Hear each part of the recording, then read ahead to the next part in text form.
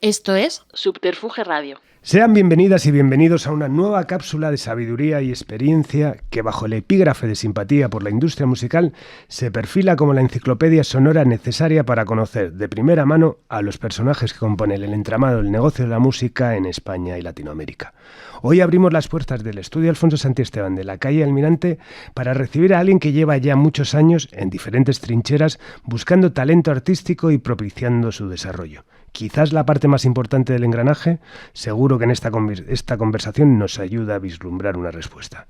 Sin más preámbulos, aparte de la ilusión que siempre hace, un placer otro recibir hoy en el estudio Alfonso Santiesteban de la calle Almirante, en este podcast propulsado desde Subterfuge Radio, a la palabra y al testimonio de Jordi Tello. Bienvenido, Jordi. Bienvenido, qué bonito. Y qué orgullo estar aquí, la verdad, ¿eh? O sea, soy súper seguidor y para mí es un orgullo pertenecer a este precioso proyecto. A este proyecto y a este gremio, ¿no? También. Claro que sí, claro que sí. Bueno, aparte, tú y yo nos conocemos desde hace muchísimo tiempo, hemos coincidido en muchos puntos y bueno, pues recalcaba en la intro lo de las distintas trincheras porque bueno, como ahora veremos, has sido músico, has tenido bandas, has trabajado en el punto de venta, o sea que has trabajado en editoriales, en compañías, o sea que has estado, como digo, en distintas trincheras, por lo cual tu visión seguro que aporta todavía mucho más a este proyecto. Sí, o sea, la verdad es que ha sido como todo un recorrido, iba a decir que no buscado, pero sí con mucha ilusión de todo cómo he ido acabando hasta aquí, pasando, pues, como dices, ¿no? por al final yo creo que es una de las empezando por la mía propia, es de las conclusiones que más he sacado, ¿no? O que estoy sacando, ¿no? O sea, a día de hoy ya sabes que hay muchos music business, grados, posgrados, másters, tal, no sé qué, la gente se prepara para eso es hacer esto, ¿no? Pero el 95% de la gente que ha venido aquí, o sea, es gente que en ningún momento de su vida pensaba que iba a acabar haciendo lo que acabó haciendo. Sí, a ver, a mí yo sí que es algo que siempre me ha atraído, evidentemente, desde el mundo de la música, pero siempre como intentar aportar algo desde el otro lado, ¿no? Desde la parte del músico, porque siempre he querido defender y sigo defendiendo lo que tiene que ser, que yo creo que ese es nuestro trabajo, ¿no? Defender la visión del artista, en mi caso ahora, la visión del artista en la compañía, y en mi caso la visión de la compañía en el artista, ¿no? Que yo creo que ese es fundamentalmente lo que es el trabajo de la R, en este caso el director artístico. Ahora, yo no he mandado un currículum nunca.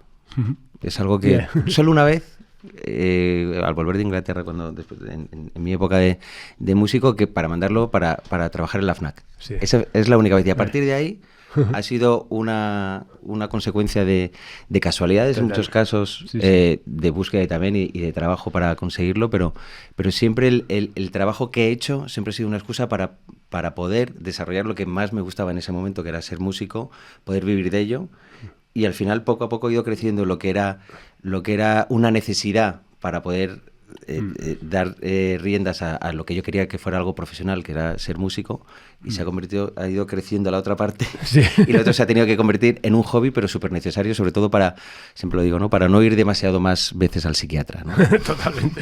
Bueno, vamos a hacer un poco de unos datos biográficos, sobre todo pues antes de tu carrera como músico con Yogurt Days, que llega en el año 92 más o menos. Danos unas pinceladas biográficas y cuáles son tus primeros recuerdos con el mundo de la música. Pues el mundo de la música, mis primeros recuerdos vienen de la Alameda de Osuna, ¿no? Del barrio que barrio musical donde los hay. Sí, eso es para escribir, escribir un libro, y siempre la gente me lo pregunta mucho, ¿no? ¿Y por qué? ¿Cómo surgió todo eso, no? Y ahí surgió pues mucha gente como Buenas noches Rose, que eran coetáneos nuestros, luego lo que fue Pereza, Rubén Leiva. Y todo lo que surge ahí en el barrio viene realmente de unos locales de ensayo que se hicieron en Barajas. Me acuerdo de unos chicos, de una pareja de panameños que tenían en un antiguo corral que tenían gallinas y todo. Hicieron ahí unos locales que eran, la primera vez que yo lo veía, unos locales que estaban ya con sus baterías, sus amplis, para gente que que solo teníamos nuestro instrumento, que no lo dejaban. Era perfecto, ¿no? Y ahí es donde empezamos a ensayar, y donde realmente todos los fines de semana o entre semana quedábamos ahí y surgía todo ahí, ¿no? De la música. A partir de ahí creamos, pues estaba Buenas noches Rose, nosotros teníamos pues varias incursiones en pues siempre era como todo muy endogámico, ¿no? Nos íbamos repartiendo, pero yo tenía un grupo donde yo tocaba la guitarra en ese momento, pero con Yogurt Days nos juntamos, les estaba buscando un bajista y al final acabé siendo yo el bajista siendo guitarrista, ¿no? Que yo creo que eso es muy bueno. Y a partir de ahí pues fuimos creciendo, fuimos tocando en laboratorio en esa época, ganamos ahí un concurso, pero Dani, que es medio inglés, tenía que estudiar en Brighton, entonces decidimos irnos a Londres a tomarnos un año sabático para estar con la música y trabajar ahí. Tuvisteis su momento hype. Yo me acuerdo que hubo un momento ahí Sí, yo me acuerdo de llevarte maquetas. Tirártelas ahí para el buzón. ¿Fuisteis a Inglaterra? Estuvimos 3 años, sí. Estuvimos, o sea, nada más formal. Yo estaba estudiando empresariales y le dije a mi padre, papá, me lo dejo en tercero empresariales y imagínate la gracia, ¿no? Y me voy a seguir a Dani, que va a estudiar allí, y nos vamos a aprovechar un año para estar en Londres, luego nos bajamos a Brighton y voy a dedicarme a la música. Pero bueno, también tocabais aquí, porque bueno, era época de los primeros festivales, ¿no? Además, no, pero eso fue un poco la vuelta, porque estoy hablando del 92, 93, vale. O sea, eso fue un poco antes, ¿no? Iniciático. Nosotros nos fuimos a Londres, estuvimos un año ahí tocando, luego vino Dats, nuestro batería, que luego también estuvo en Pereza, o sea, bueno, ha habido todo ese lado, pero bueno, siempre ha sido como nuestro batería, ¿no? Luego estuvimos 2 años en Brighton, ya los 3. Y ahí sí tuvimos ya cogimos un manager de Brighton, ganamos un concurso del Festival de Bandas del Sur, tocamos en Glastonbury en el 95, que eso fue la hostia. Ostras, qué bueno. Y lástima que no tenemos material, no había dispositivos móviles.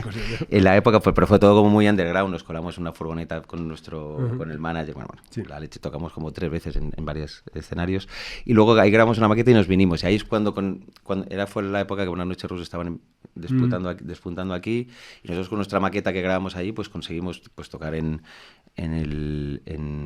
tanto en el Festimad como en Doctor Music, o sea, hicimos ahí como nuestro círculo independiente, digamos, de aquella manera, pues tocábamos me acuerdo en el Jazz Madrid, que era un mítico, éramos como una banda residente allí, pues estábamos todos metidos en la planta de arriba, sudando como pollos. Luego pues en Siroco éramos como siempre como banda residente también ahí. Entonces, bueno, ahí es donde se creó todo el germen de Yogurt Days, donde llegó pues nuestra...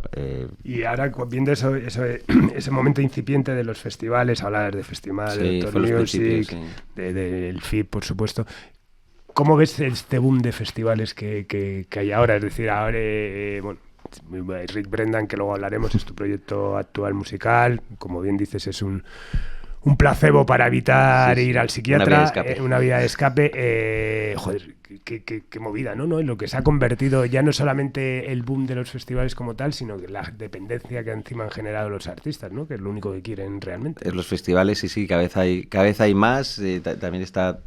hay una oferta tremenda, o sea, es una diferencia muy grande de lo que había antes, que era como todo un descubrimiento, ¿no? Que ibas, me acuerdo del Doctor Music, fue los primeros a ir con su ficha ahí para comprar la comida, la bebida, bueno, era la zona de acampada, todo era como un mundo donde la gente iba a flipar y a hipnotizarse de la música, ¿no? Ahora yo creo que es otra cosa, está estupendamente, claro. O sea, pero antes estaba soñando con ver esos artistas que nunca venían, ¿no? Y era la manera que pudieran venir a España, y además todos juntos, Smashing Pumpkins, con Rage Against the Machine, con Prodigy, pero con Bob Dylan, con David Bowie. David Bowie, era como la única manera de verlos a todos juntos y era tremendo, ¿no? Sí. Y ahora es estupendo, pero está claro que también hay yo creo que hay una oferta súper grande. No sé si es una sobreoferta, porque luego habrá que ver si la gente lo cumple. Y mira, ahora están en festivales que se hacen en Barcelona, se duplican en Madrid, hay una competencia tremenda, pero mucho artista internacional. A mí lo que más me gusta y lo que más me importa es sobre todo que festivales como el Sonorama apoyen a sobre todo bandas locales, ¿no? Que eso yo creo que al final lo que también hace que desarrolle y todo el mercado de la industria local, que es a la que nosotros digamos que tenemos el compromiso de desarrollar, pues es lo que realmente nos atrae por ese lado, ¿no? Entonces ver a bandas, pues ahora mismo, pues lo estábamos hablando antes, ¿no? Como Art de Bogotá, como Vesmaya ahora que están, como un montón de bandas que están saliendo, Sexy Zebras, que están creciendo a base de los festivales y esa vuelta también de todo tipo, ¿no? Del rock, y lo creo que y de todo tipo de música, que en una diferencia, lo que viene muy bien estos festivales, yo creo que la música en general, las generaciones actuales, es el eclecticismo que hay. Total. O sea, ya no hay tribus urbanas donde tú escuchas una cosa y lo demás es una mierda, ¿no? Que pasaba a lo mejor en los 80, 90 ahora mismo, los chavales escuchan de todo. Quizá con demasiada superficialidad en algún caso, pero es lo que tenemos y es lo que hay, ¿no? Entonces creo que una buena lectura de todo esto, sobre todo lo heterogéneo y lo abierto que está el público en general a escuchar de todo y a ver al final todas las distintas influencias cómo se mezclan en nuevas propuestas, ¿no? que artísticamente está pasando continuamente. Bueno, en el año 96 hablabas ese de currículum que mandas y entras a trabajar. La FNAC es cuando abre, ¿no? Es la sí, primera... más o menos. Había abierto, pues nada, como un par de años antes, entré como un refuerzos de Navidades y vino muy bien porque empecé a trabajar ahí y nosotros... desde la Alameda pues hubo Miguel Blasco, el mítico Miguel Blasco, pues creó un sello, o la idea de lo que tenía que ser un sello que era la Alameda Sound, ¿no? De buscar, vio todo lo que estaba pasando en la Alameda como todas esas bandas incipientes y esa generación que estaba viendo espontánea de grupos que estaban saliendo continuamente, y decidió montar un sello donde nosotros fuimos los primeros en grabar, ¿no? Entonces al final eso nos salió y nos quedamos con el EP que grabamos. Y lo sacamos de una manera con Chele, en Surco, mítico, que creo que también vosotros trabajáis con ellos en ese momento.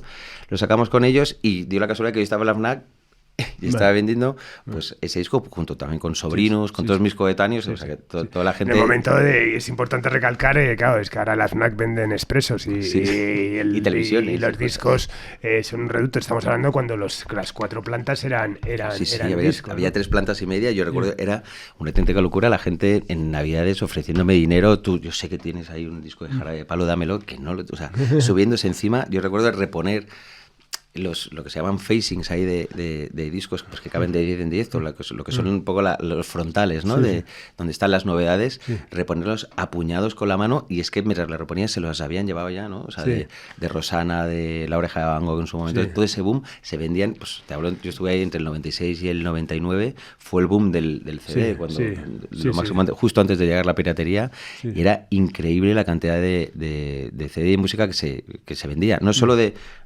pop, que yo estaba en pop, pero luego me pasaron a Músicas del Mundo, donde ahí aprendí muchísima música. Se vendía muchísimo. Había cuando habían discos, me acuerdo, Mozart en Egipto o Fela Kuti, se vendía muchísima música y vas ahora y dices, ¿dónde está? Ahí igual Corte Inglés, ¿dónde sabes? Bueno, ya sabes también que bueno, es un tema que se ha hablado y que yo siempre me acuerdo de cuando fue la fiesta de inauguración de la FNAC de Callao, que para mí fue, siempre lo recuerdo, creo que fue el inicio del fin. O sea, de la industria que habíamos entendido, ¿no? De que estábamos todos ahí con los canapés y tal, y en el fondo estábamos celebrando nuestra defunción, ¿no? Puede ser. Sí, que luego es eso, porque, joder, me acuerdo con Pepe Escribano de Escridiscos, que me dijo, dice, a mí lo que me pasó cuando se abrió la FNAC no es que tuviese una competencia al lado de la dimensión que era, es que me costaba más barato comprar el disco de Oasis en la FNAC y venderlo yo que pedírselo a Sony por la política de rappels de las distribuidoras y tal, de las medios sobre todo, ¿no? Que bueno, pues benefician de eso. Pero bueno, pasó lo que pasó, la industria, fue lo parte que hay, tal y la competencia, ¿no? Que al final siempre... Bueno, y de la FNAC, aprovechando ese link que tenías con Surco, que con el disco Yogurt Days entras en promoción, bueno, en lo que se hacía en la calle Valverde, todo, promoción, ventas, de todo. Paquetes... O sea, yo recuerdo, era una buena época, o sea, me recuerdo que la época ¿Estaba ya mucho todavía Fernando Luaces o ya se había ido? No, ya se había ido. Fue justo cuando hubo la escisión y yo entré en ese momento. Y hice con muchos amigos, con Clara, me acuerdo que ella estaba haciendo Clarita la promo.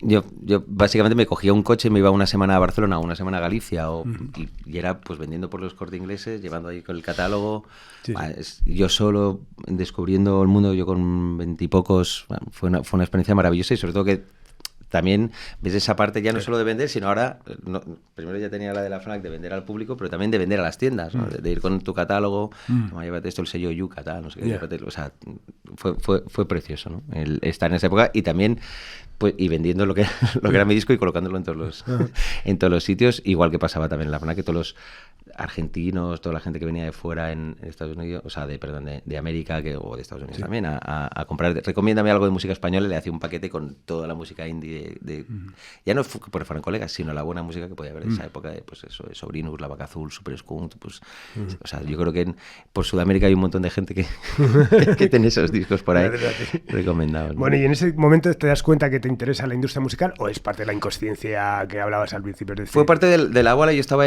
ahí en Surco. Pero tu intención era ser músico, o sea, yo hacía todo esto para seguir, para tocar y para poder tocar, y realmente lo conseguía, ¿no? Porque estaba tocando y dedicándome, por otro lado, algo que me daba un dinero para no tener que estar tan apretado, ¿no? Por ese lado.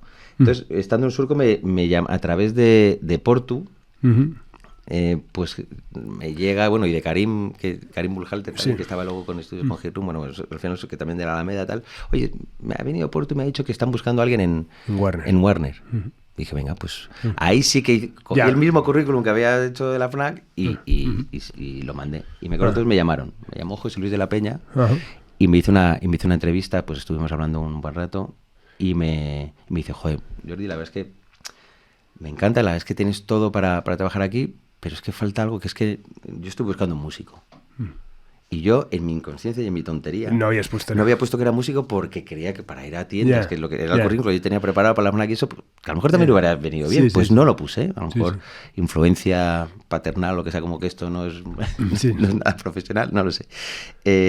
No lo puse, entonces le dije, no, sí, José Luis, sí, yo soy músico. ¿Así? ¿No te toca yogur? Me acuerdo que se dio la vuelta de ahí y sacó el CD y dice, mira, Diego Torán, que era el que yo iba a sustituir ahí, quería ficharos porque estaba todo el boom de Dover de esa época, y dice, pero esto, a lo mejor también con buen criterio, José Luis, esto es una excepción, esto no va a volver a pasar. Entonces, no, está de puta madre, pero si cantas en español está bien. O sea, y entonces, bueno, eso, bromas aparte en cuanto a eso, empecé a trabajar ahí en Warner, ¿no?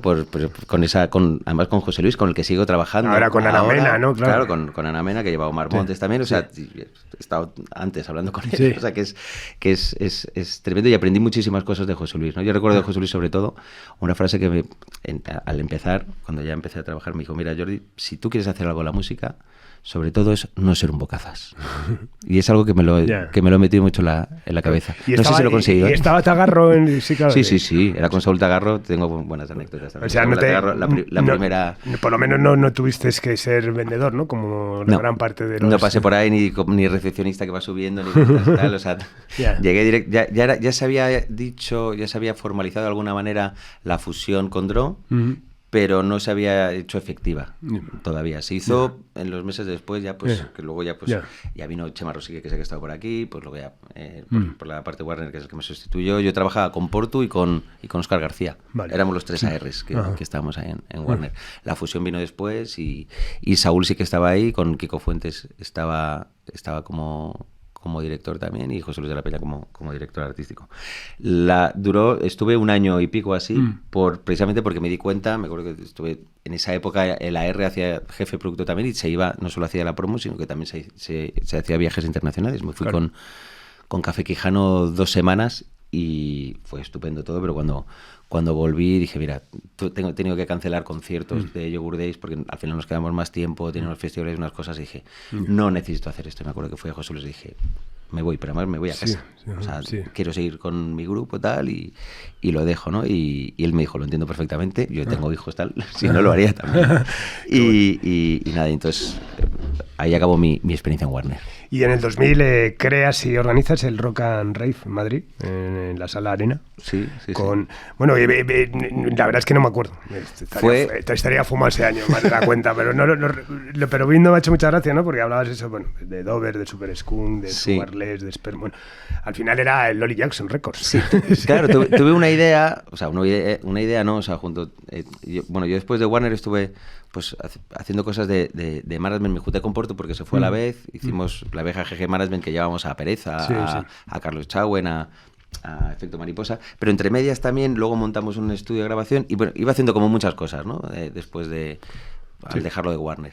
Y o sea, dejas Warner y montas con Portu también la agencia. Hago la agencia y luluego después también hacemos Hit Room, donde también ahí grabó Vetusta, o sea, hace cosas de producción técnico y tal, o sea, un poquito por lo que hace también pues la gente de que se dedica a la música, que pues que está con varios ámbitos, ¿no? Sí. Entonces, uno de ellos que siempre me ha traído mucho y que no me he dedicado más allá de esto, y de las cosas propias para el grupo, pues me gusta mucho la parte de producción de eventos, y se me ocurrió hacer, en esa época estaba el Family Values, donde pues estaba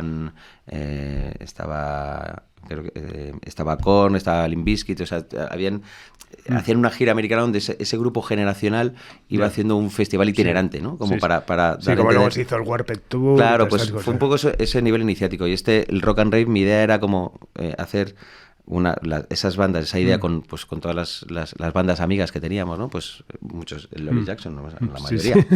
Super Skunk, La Vaca Azul, Sperm, Dover actuaron, bueno, estuvo Cristina y Amparo y Álvaro y Tripi también ahí, bueno, y Jesús tocaron, pero colaborando, no como banda, ¿no?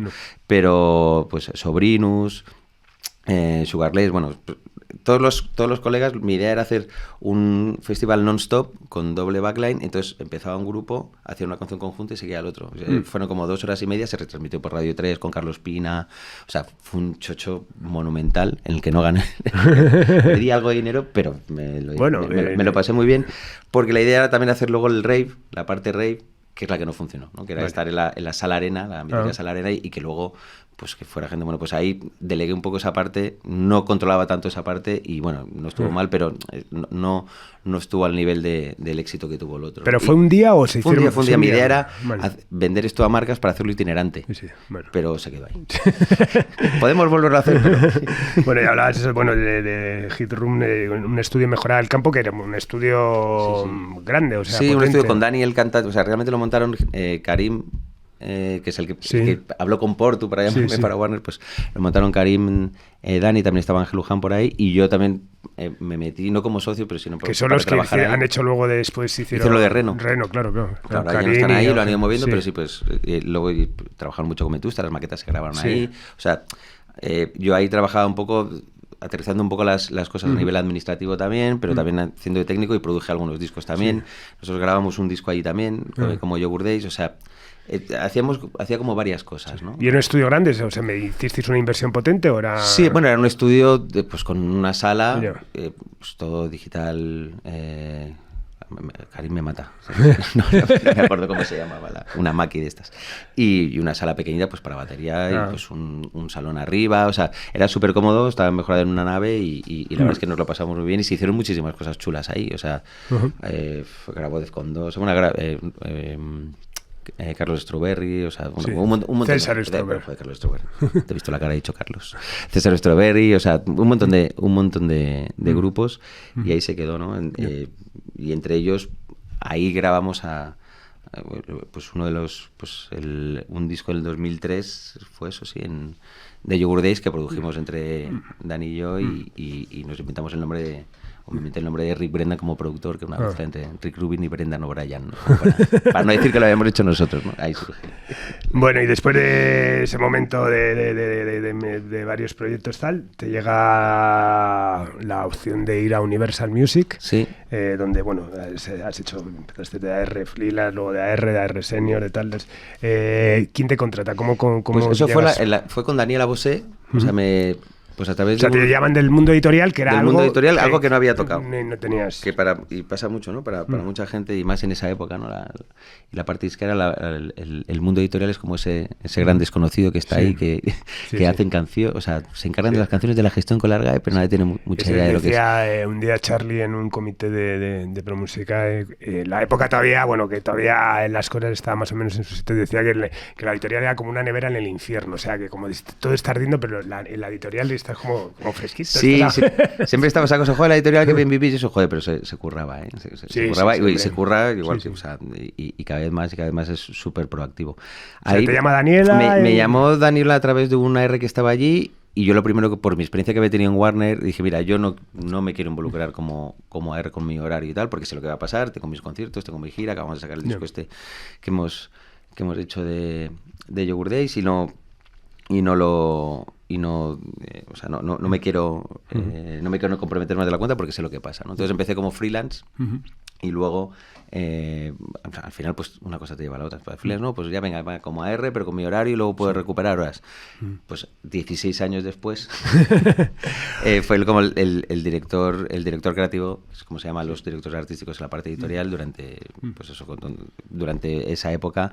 Estuvo Daniela, luego estuvo Carmen López, Rafa Artero. O sea, ha tenido un aprendizaje, de todo se ha aprendido. Daniela me enseñó muchísimas cosas de cómo entender el estructurarte, incluso a la hora de mandar mails, a la hora de cómo tener una estrategia de defender una idea. Bueno, me enseñó muchísimas cosas, ¿no? He aprendido de todos. Carmen estuve con ella 3 años también, estuve con Carmen López, con Álvaro Stuig, y luego vino Rafa en el 2010, que sigue ahí todavía, Rafa Artero, que también creo que ha pasado todo el mundo por aquí.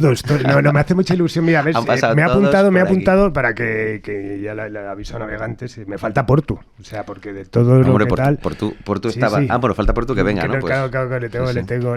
Llámale y cerramos muchos círculos. Seguro que se abren todo el rato, ¿no? Bueno, ¿y cuál era la actitud? De repente es eso, eres músico, con lo que implica, y entras en el mundo editorial donde, bueno, pues como bien dices, se trabaja mucho, doy fe, tengo muchos amigos que trabajan ahí, pero bueno, está el tema de los contratos, ¿no? La actitud de repente de un músico a ofrecer un contrato a otro músico. Claro, ¿no? Pues había una gran parte de desconocimiento por muchos, en esa época, por muchos artistas, autores, aparte de muchos amigos. Empecé pues hablando con mis colegas, ¿no? Con los que conocía. Bueno, yo había sido manager de Pereza, entonces sabía también qué contrato tenía con BMG y, por ejemplo, fue uno de los primeros fichajes, ¿no? Hablar con ellos, pero sobre todo, ya no solo con ellos, sino con todos los autores o artistas que conocía o que iba descubriendo en el camino. Yo creo que sobre todo era la transparencia, ¿no? El contar qué implicaba cada cosa, tener esa empatía que para mí es muy importante y siempre ha sido en la parte, cuando he tenido gente a mi cargo en mi equipo, tanto en la parte editorial como también ahora en la parte artística. No es una condición sine qua non, pero sí que es importante que sea músico o tenga algo que ver con la parte creativa, ¿no? Para tener esa empatía y entender lo que cuesta estar al otro lado de la mesa, ¿no? Pues la inseguridad que un artista o un autor en ese momento puede tener a la hora de enseñarte su canción, el abrirse de par en par y decir, mira, esto es la música que estoy haciendo, ¿qué te parece? Valóramela, ¿no? Entonces yo creo que ahí tiene que haber un respeto y sobre todo una transparencia a la hora de dar tu opinión y un tacto también, pero también cuando pones un contrato encima de la mesa explicar muy bien lo que implica cada cosa, ¿no? Los pros y los contras, y lo que decía antes al principio, ¿no? Sea AR editorial o AR discográfico, tienes que ser la voz de la compañía en el artista o el autor, pero también la voz del autor o el artista en la compañía para que se entiendan cuáles son sus necesidades, qué es lo que quiere y tal, ¿no? Yo creo, y lo pensaba ahora y lo sigo pensando ahora cada vez más, que no son las compañías las que fichan los artistas. Más ahora, son los artistas los que fichan a las compañías. Totalmente. En base a lo que les cuentas, cómo se lo cuentas y el equipo que le pones delante, ¿no? Entonces, es verdad que ahora mismo estamos en un mundo donde está la velocidad, o sea, donde todo va a toda hostia. Me gusta siempre compararlo como si esto fuera las Olimpiadas, ¿no? El mundo de la música es como unas Olimpiadas donde están todos los deportes representados. Y todo el foco está puesto en los 100 metros, ¿no? Donde todo va súper rápido, el top 200, el top 30.000 en análisis que hacemos, todo venga rápido, el consumo, las nuevas plataformas que salen, eso es súper importante, es donde está el foco, pero nuestra responsabilidad es hacer también las otras carreras y participar y apoyar a los artistas que corren los 1.500, los 5.000, el maratón. Eso es lo que hace catálogo, tanto editorial como discográfico. Y se hace el catálogo no porque estés engañando a alguien y porque se le ha colado, sino porque de la mano estás como compañía acompañando lo que están haciendo, ¿no? Entonces me gusta ver esa parte, a lo mejor queda un poquito naif, quizá a lo mejor se lo dices, pero quiero pensar que la parte de la R, pese a que hay un elemento mucho de números y de análisis y de curvas y de tendencias que están muy bien, no quiero ni espero, porque cuando pase me iré, que esto nos conviertan en brokers. No podemos ser brokers. Hay una cuestión emocional detrás que cualquier artista, aunque te diga que solo quiere la pasta, que solo que... no es verdad. O está jugando un deporte que está muy bien, pero no es al final el que va a quedar para siempre, ¿no? Entonces quiero pensar que podemos que nuestro trabajo es ayudar a esos artistas y para eso hace falta el mejor equipo alrededor, ¿no? Vaya chapa te acabo de echar. Bueno, ¿y qué contratos de esa época recuerdas con cariño y cuáles no? ¿Cuáles te...? Hombre, los que no recuerdo con cariño no te los voy a decir. No te voy a decir, pero, claro que sí. Pero bueno, la pregunta no era esa. ¿Cuál recuerdas? Bueno, algunos han sido muy fáciles, ¿qué tal? Y otros han costado más conseguirlos. Yo, o sea, recuerdo todos los que han sido, sobre todo de artistas que estaban empezando y que de repente han dado el pelotazo, y es cuando realmente eso es cuando te sientes más orgulloso en el que hayas aportado tu granito de arena, ¿no? En la parte editorial, pues te lo decía antes, ¿no? Pues haber firmado a Pereza en su momento, luego también pues haber firmado a Super Submarina antes de empezar con las primeras maquetas. Pues es que hay un montón también, o sea, pues cuando firmamos en la época en Universal, pues a Rosalén, a Andrés Suárez también. Bueno, es que no me quiero dejar a nadie, pero que hay un montón, ¿no? Luego hay superproyectos también, que pues Estopa estuvo un tiempo por ahí que fue maravilloso también, pues a Alejandro. O sea, hay un montón de proyectos que incluso hay algunos que no han salido, pero estoy muy orgulloso. Me acuerdo de haber firmado Hermana Sister, por ejemplo, y colocar canciones. Y no solo proyectos, que estoy hablando de artistas, sino de autores. Claro, muchos autores claro. que han nutrido de mucha música a mucha gente. Pues Antonio Ferrara ahora mismo, o sea, Carlos Molina, o sea, ya venía de antes, no los firmé, pero sí que ya venían de una etapa anterior con Javier Cazuriaga, que fue mi jefe durante mucho tiempo también. Y bueno, no fue mucho tiempo, fueron 2 años, pero aprendí muchísimo y fueron muy intensos. Y hay muchísimos autores de los que, pues Carlos Chauen también, es que no sé, hay un montón de gente que no me gustaría enumerar, pero me quedo con la idea con la sonrisa, sobre todo los que sigo trabajando con ellos, y que también esa bola o ese movimiento de la vida que te lleva a sitios donde tú no lo estabas buscando, quizá pienso, y bueno, estoy convencido de eso, que haber firmado muchos artistas de desarrollo local en ese momento en Universal, casualmente muchos de ellos, o la mayoría, acabaron en Sony.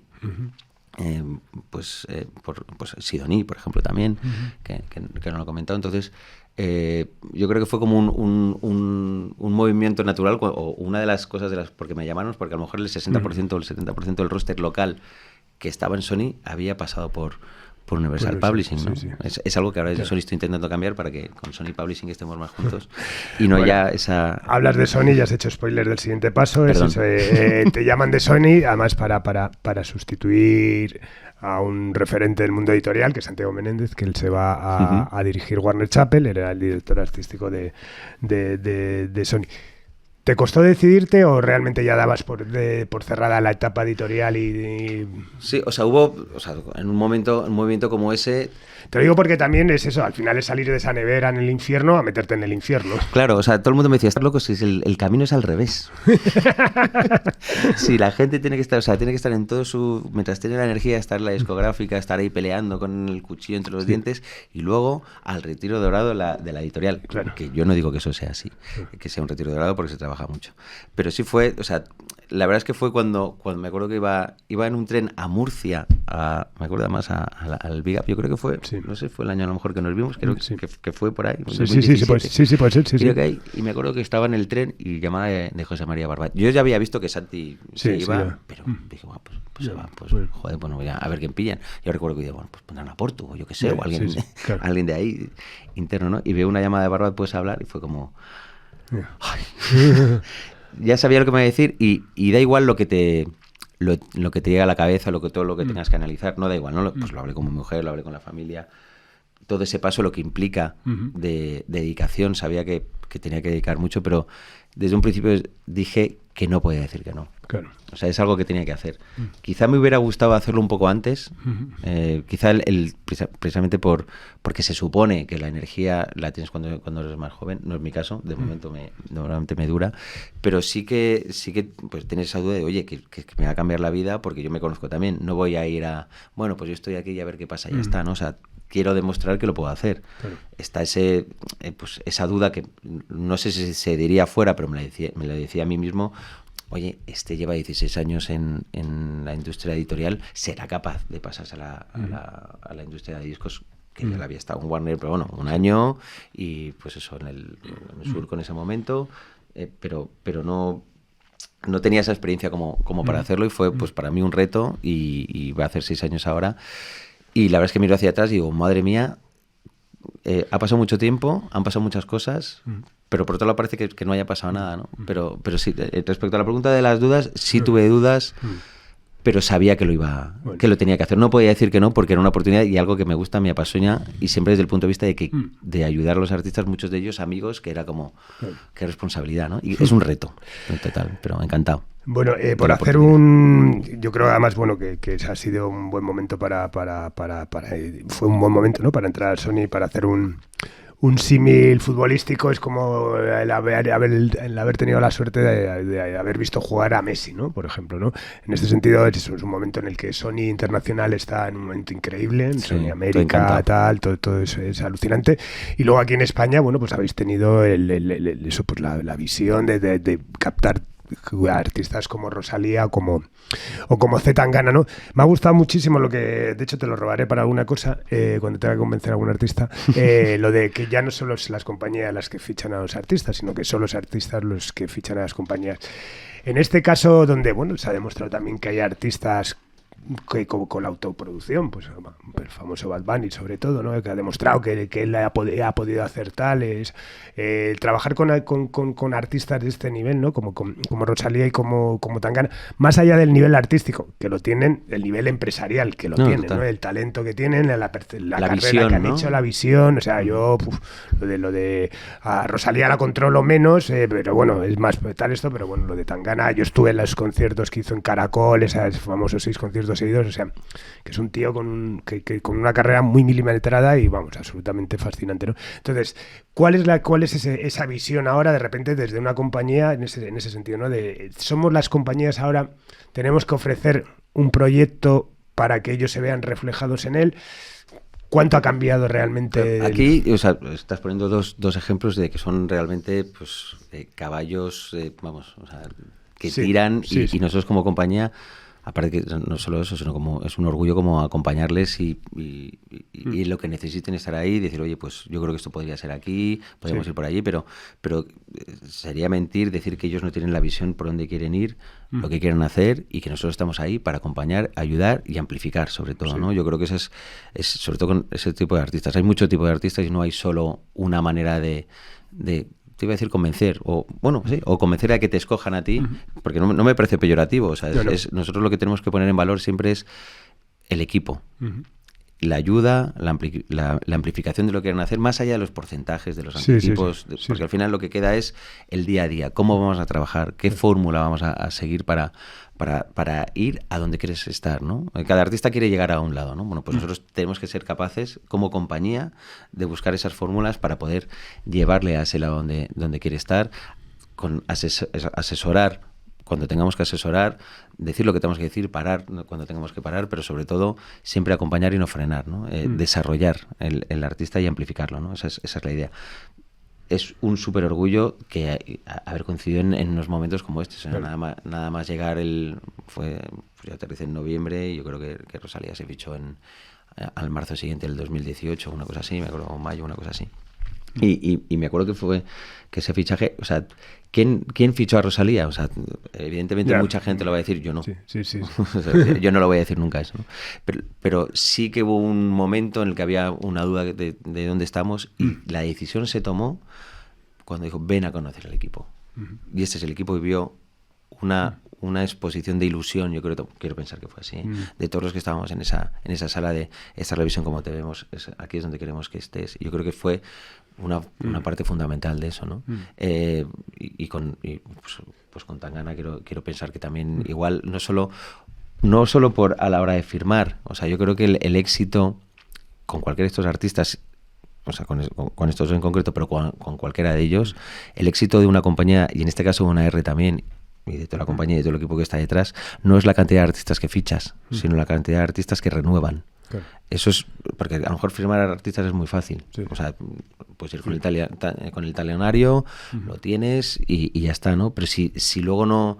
esa sociedad, que es lo que es, ¿no? Una sociedad entre el artista y la compañía y el equipo que lo lleva, no funciona, da igual el dinero que haya por delante, se va a querer ir, ¿no? Es un poquito como el símil del fútbol, el futbolista juega donde quiere jugar, ¿no? Pues ellos igual, nosotros tenemos que que tenga las mejores condiciones posibles, ser los más flexibles posibles, cada vez lo somos más, cada vez hay más artistas que precisamente por cómo ha derivado la industria musical y las propuestas y la independencia de los artistas, cada vez tienen muchos más medios, para bien o para mal, salen 100.000 canciones al día, ¿no?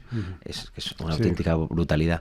Bueno, pues hay algunos que por su talento, quiero pensar que siempre es así, despuntan más que otros y a lo mejor desde la independencia y creen que a lo mejor no hace falta esa compañía. Pueden tener razón, no hace falta esa compañía, hasta que a lo mejor viene alguien después que a lo mejor es más joven, más chulo, más guapo, mola más y tiene más apoyo, por lo que sea, por plataformas, orgánico, y eso al final luego cae y ¿dónde está luego? ¿De dónde te sujetas, ¿no? Yo creo que la importancia del equipo, insisto, es fundamental y esa es siempre nuestra manera de acercarnos a los artistas desde el equipo y más allá que ponga Sony, porque al final es el equipo, pero también es el equipo el que hace Sony. Es eso, ¿tú crees que lo que busca ahora un artista en una compañía es eso, ese equipo? Es decir, cada proyecto es de una manera. Venimos, por supuesto, pero vamos a hablar de primera línea, como pueden ser estos dos. Venimos de una industria donde antes era a base de talonario y el que tenía como esta expresión que la que tenía más larga, ¿no?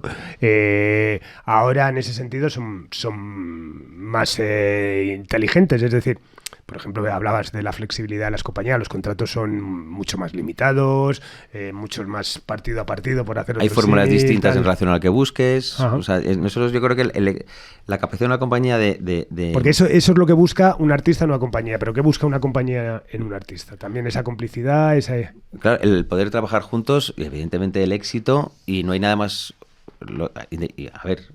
pues seguramente el señor de gafitas de Los Ángeles, Nueva York o Tokio, pues querrá ver el resultado final y estar encantado con eso, ¿no? Sí. Pero ese resultado final viene por el esfuerzo y la ilusión de mucha gente que hay detrás. Los artistas lo primero, pero también la gente que está detrás.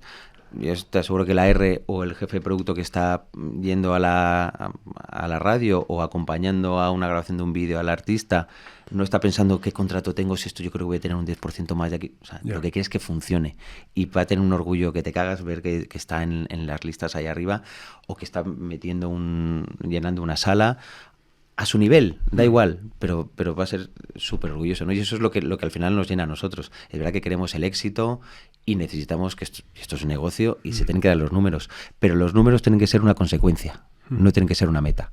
Yo creo que en cuanto una compañía piense que los números, los resultados, el market share, eso tiene que ser la meta y hagamos lo que hagamos, tenemos que llegar a eso, o hagamos lo que tenemos que hacer para llegar a eso, va a ser el final de la compañía. Porque bueno, eso tiene que ser una meta. Es una meta ya, pero bueno, por ejemplo, entrando en el melón del market una consecuencia, share, abriendo el melón del market share es algo que tenéis, ¿no? En las majors mucha presión, ¿no? Claro, no, pues vamos a ver. Pero me refiero que está bien, cuando digo que no tiene que ser una meta, tiene que ser una consecuencia, evidentemente, una consecuencia del trabajo bien hecho. Con el trabajo bien hecho y todo lo demás, soy a lo mejor también muy naif, a lo mejor lo soy, pero es que es lo que me mantiene en esa ilusión, ¿no? De que con el trabajo bien hecho los resultados están. Si empezamos a dar bandazos para poder llegar, no es que tenemos que hacer esto, vamos a perder primero nuestra credibilidad, nuestra esencia de lo que somos, que yo como persona de compañía, igual que en su momento Universal, yo daba toda la vida por Universal Publishing, y esto es lo que es porque creo que es el equipo el que hace la marca, aquí en Sony España y también en Sony Regional, pues con el liderazgo de Afo, que me parece una persona que cuando hablábamos me parece lo más brillante que hay. Bueno, le tuviste tú delante también durante una hora que se te quedó cortísima, seguro. Sí. Pues al final es como me gusta pensar que somos los que hacemos esa marca, ¿no? Y eso es lo que hacemos, que la compañía, y lo que más orgullosos tenemos que estar, no yo, sino todos, que cuando tú dices en la calle lo que has dicho al principio, ¿no? Como Sony, dices, hostia, es señal de algo, es señal de invertir en carreras, de hacer carreras largas, de jugar también a los 100 metros, porque tenemos que jugar, pero de correr maratones con nuestros artistas de la mano, ¿no? Entonces, eso yo creo que es lo fundamental y lo que tenemos que transmitir, y que cuando perdamos eso, algo irá mal. Totalmente. Y bueno, todos los artistas que has trabajado, y no te lo tomes como un compromiso, sino vamos a ver eso para también vislumbrar también, como intento que Simpatía tenga un aspecto didáctico. ¿Quién ha sido para ti el artista perfecto, con el que has trabajado? Y bueno, ¿y por qué? O sea, ¿quién es como, joder, da gusto evidentemente seguro que Rosalía, Tangana están entre ellos, pero no sé que digas, que recuerdes incluso en el momento igual de como autor, más que como sí, o sea, no sé, a lo mejor por la cercanía y por lo... O sea, se me corren muchos en la cabeza, ¿no? O sea, me puedes decir más de uno, ¿no? No, claro, o sea, hay artistas que te lo ponen muy fácil, ¿no? Porque precisamente porque lo tienen muy claro y dicen, esto es lo que quiero, esto es lo que hay, por aquí este es mi camino, tengo alguna duda, te la consulto, pues puede ser el caso de Leiva, de Dani, Rosalía y Tangana, Rosalía ya no está ahí en Colombia haciendo una carrera tremenda, Tangana dirige la carrera como quiere y pide al equipo cuando lo tenga que hacer, pero de lo que mejor me lo paso, de pasármelo y ver el crecimiento y de ver la autenticidad que hay delante de la cámara, pero también detrás, y de haberles conocido ya en la madurez de su carrera y creer que les conozco de toda la vida, son estopa. O sea, a mí estar con ellos por la lucidez, por ver cómo te cantan las canciones sin tenerlas en la cabeza, o sea, me parece increíble, ¿no? Cómo lo hacen. La sinceridad y la honestidad de Rosalén, por ejemplo, también, ¿no? También ese sufrimiento hecho canción, ¿no? También y ese compromiso, ¿no? Entonces es que hay un montón, o sea, la energía que, pues lo hablamos antes, ¿no? De lo que más orgulloso últimamente, de Art de Bogotá, por ejemplo. O sea, fichar un grupo de rock, con lo que yo también venía un poco, mucha gente que sabe todo, yo vengo del rock, y digo, un director artístico en el momento que estamos en Sony de rock, no sabes la cantidad de mensajes como, cambia esto, Jordi, tío, tú puedes, y dices como, hostia, o sea, no, cuánta presión, depende de todo eso, ¿no? Pero cuando hay una propuesta de rock en el 2020, en el que vamos a sacar el primer proyecto, el primer EP, viene la pandemia, estaba todo en contra, y ver cómo está funcionando, que entre en el top de la lista de ventas, que peleando con todos, que esté llenando en todos los festivales, bueno, los festivales que les adoran, pero también en sus conciertos, ¿no? Ahora mismo, no sé cuándo se mete esto, pero esta tarde me voy a verles allá a Murcia, ¿no? O sea, es un súper orgullo, un orgullo que me emociona, además que me emociona físicamente porque yo soy un llorica, y además me dicen, mira, ya viene el llorón, ¿no? Pero esos son los que realmente te dan las energías para decir, joder, esto merece la pena, ¿no? Y no sé, es que de todos aprendes, joder, pues de Rubén, de la sencillez también, pues de todos, de Melendi, nos odiamos, nos queremos, nos insultamos, nos adoramos, se toca en su boda, pues eso es pasión, y yo lo quiero ver así, ¿no? Y de todos se aprende, o sea, no me gusta solo pensar en uno, pero podría decir de todos, sobre todo los que tengo relación, Sergio Dalma, yo que sé, la calidad humana que tiene, la sencillez y lo fácil que te lo hace todo, ¿no? No sé, es que quiero, o sea, y no es ñoñería, es que tiendo siempre a ver las cosas positivas, porque hay muchas cosas negativas que entonces no me levantaría por la mañana, pero lo tienen. Estos artistas lo tienen. Bueno, la figura de la R, como la entendimos, ¿cómo es ahora? ¿En qué ha cambiado desde que empezaste? Desde luego el número ha cambiado, porque bueno, antes cada compañía tenía 3 ARs, ahora yo cada día me encuentro un chaval que no, yo soy AR de Sony, pero ¿cómo? ¿Cuántos? 300. A ver, nuestro departamento es que nosotros tenemos por eso somos los mejores, la coñita. Nosotros tenemos una diferencia con el resto de las compañías, que también tenemos un departamento audiovisual integrado en el departamento artístico, que me parece vital, lógico y además necesario, ¿no? Entonces, en total, pues yo creo que somos 15. En artístico. En mi departamento, sí. Entre pues, o sea, todo el equipo, entre asistentes, que no me gusta llamarles asistentes, pero vamos, porque son la columna vertebral de la compañía, que son Isabel y Anabel, pero entre ellas, ARs propiamente dicho, son 8. Somos 8. A ver, yo no llevo a o sea, y tienen su repertorio, o sea, perdón, su roster, cada uno y te pues, reportan a ti artistas, todos. Y me reportan a mí. Yo no llevo ningún artista. O los llevo todos. O sea, los puedo de esa manera. Claro. Sí que según qué momentos, pues, una AR necesita más ayuda, pues estoy más encima, ¿no? O sea, yo lo veo, o sea, todo ese organigrama que funcionaba antes, a lo mejor, ¿no? Del director, que del ordeno y mando, tú haz esto, tú haz esto, tú haz esto, y a primera hora encima de mi mesa quiero ver el informe. Esto no funciona, es al revés, es una pirámide invertida. Yo estoy ahí para ayudarles a ellos, que son los que están en la trinchera. Yo, por suerte o por desgracia, estoy en el comité de dirección, y igual que tengo que ser la con lo que hablaba antes, ¿no? Que lo he dicho un par de veces, de la palabra del artista en la compañía, yo tengo que ser también la palabra y la preocupación y la voz de los ARs en el comité de dirección y más allá, ¿no? O sea, porque al final ahí es donde en AR nace todo. O sea, es el motor de la compañía. Al final, el que hace moverse todo, es el corazón que hace mover todo lo demás, porque es donde empieza la música. Claro. Simplemente por eso, ¿no? Entonces, tengo que ayudarles en eso y esa es como mi labor. ¿Cómo ha cambiado? Pues ha cambiado porque somos muchos, hay mucho más lanzamientos, porque ya no estamos hablando de audio ni siquiera de vídeo, estamos hablando de contenidos continuamente. Claro, sí. La figura del AR y muchas veces el nuevo AR cada vez está más ligado y tiene que tener un pensamiento también de jefe de producto, ¿no? Cuando tú firmas algo, ya estás pensando esto pues a lo mejor en qué tipo de contenido podría ir para que funcione más en TikTok o hacia dónde lo quiero llevar. O sea, es impepinable que una red también tenga esa visión, o si no, pues a lo mejor está destinado a llevar otro tipo de proyectos que están súper válidos, ¿no? Nosotros tenemos, pues no sé, al final pues podemos tener cerca de 50 artistas en activo, ¿no? Que lo tenemos repartidos entre todos. Pues hay, lo que hablábamos antes, cada proyecto, cada artista necesita un tipo de AR distinto también, porque hablábamos, porque tenemos que tener la capacidad de ayudarles porque tienen unas necesidades distintas. El nuevo AR tiene que estar en la calle, tiene que conocer las métricas, qué es lo que puede funcionar, tener ese olfato, porque solo las métricas no funcionan. Realmente, si hubiera habido métricas cuando salió Nirvana, seguramente todo iba hacia un lado. O Rage Against the Machine, todo el mundo, si seguíamos solo las métricas, estuve por ahí. Lo que realmente explota y cambia las cosas son las métricas que van hacia el otro lado, ¿no? Pero eso te lo da el olfato. Y yo creo que una R que solo mira las métricas en olfato no sirve de nada.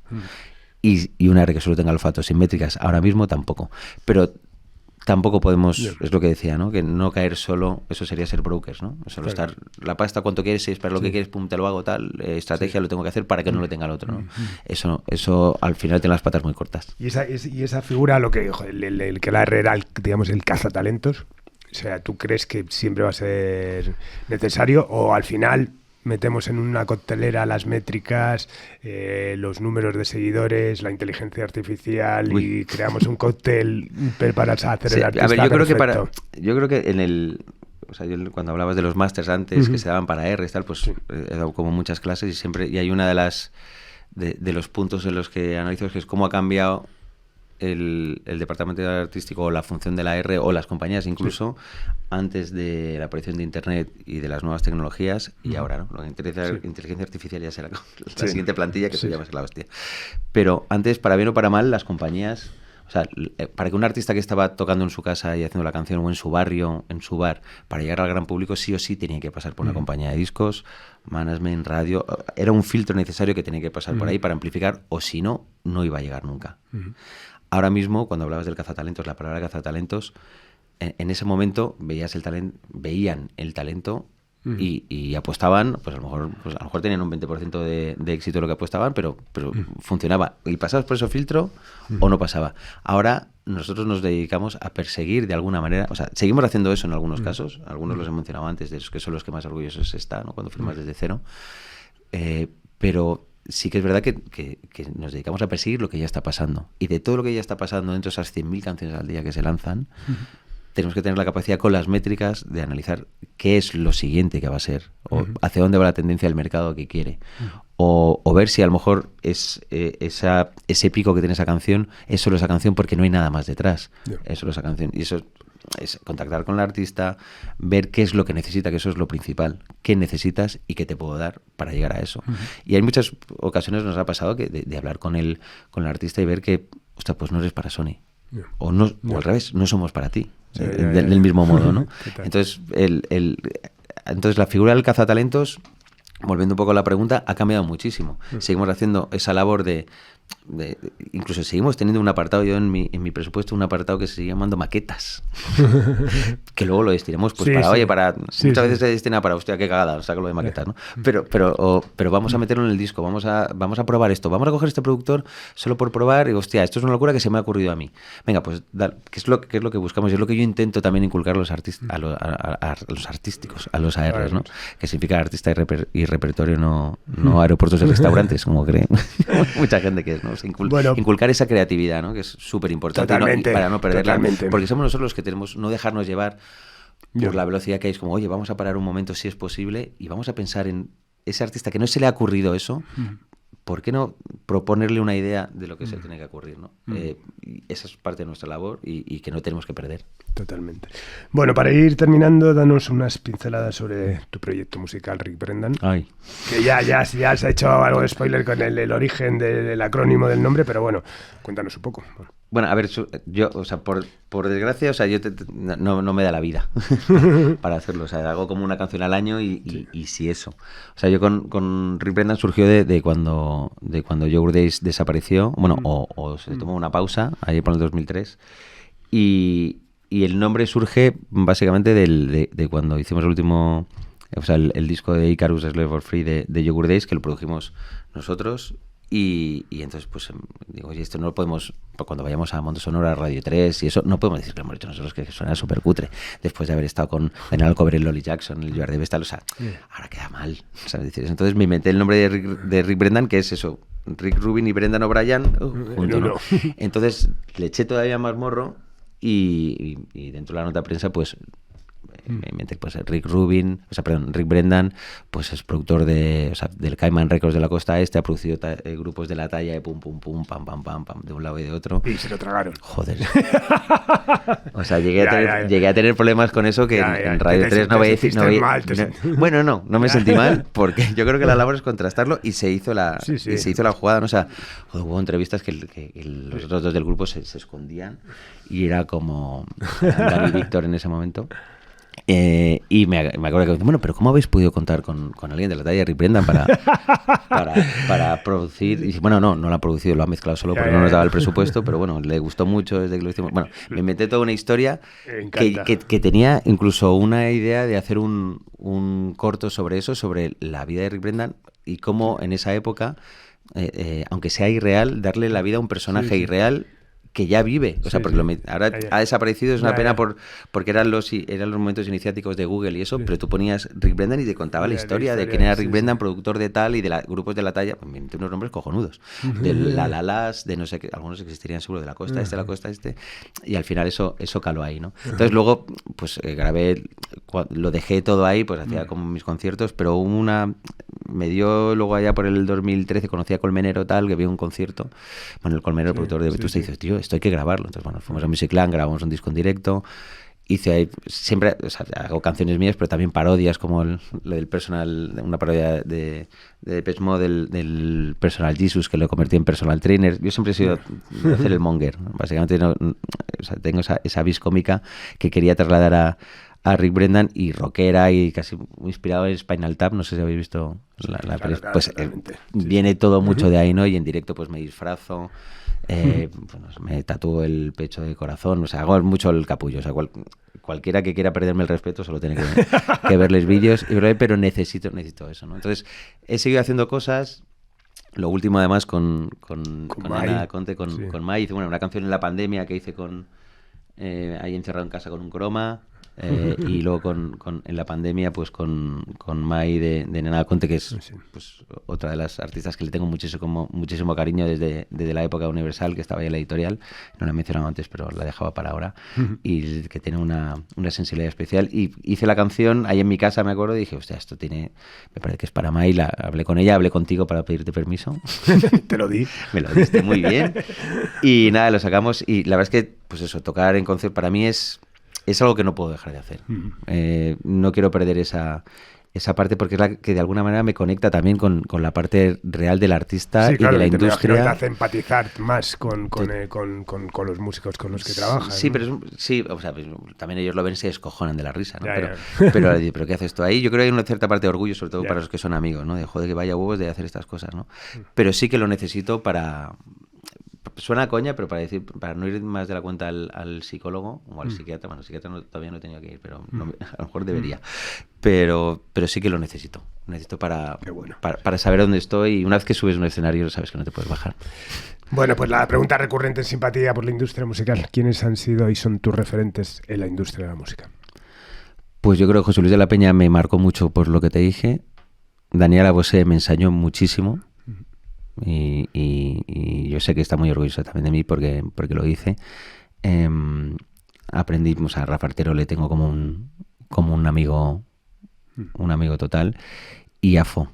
O sea, Afo la visión que tuvo cuando, bueno, nada más entrar, y luego también algunas dudas que he tenido entre medias, pues ¿qué te pasa, no? Y charlas que he tenido con él, me ha ayudado a lo mejor relativizar, ¿no? Lo que hay,